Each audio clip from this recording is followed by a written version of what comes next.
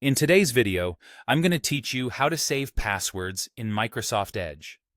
By the end, you'll know how to let Edge remember your logins automatically and how to add a password manually when a site doesn't prompt you.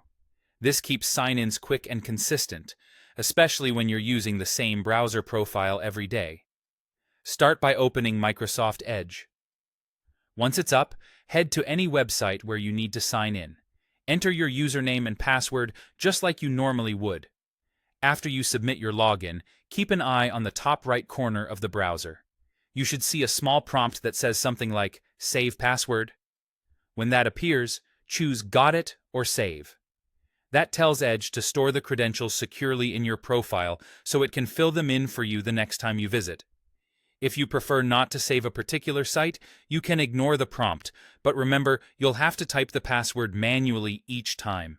If you don't see the save prompt at all, there's a quick setting to check. Go to Settings, then Profiles, then Passwords, and make sure Offer to Save Passwords is turned on. When this option is enabled, Edge will automatically ask to save new passwords as you sign in on sites that support it.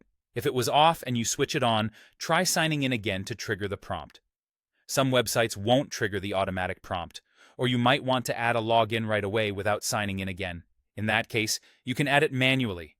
Click the Settings and More icon, the three dots, in the top right corner of Edge. Select Settings, choose Profiles, then pick Passwords.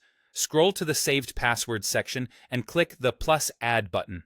A small window will appear where you can enter the website URL, your username, and your password. Double-check the website address so it matches the site you actually use, then click Add or Save. That's it. The credentials are stored, and Edge will recognize them the next time you visit that site.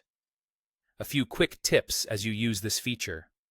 Only save passwords on devices you trust, like your personal computer.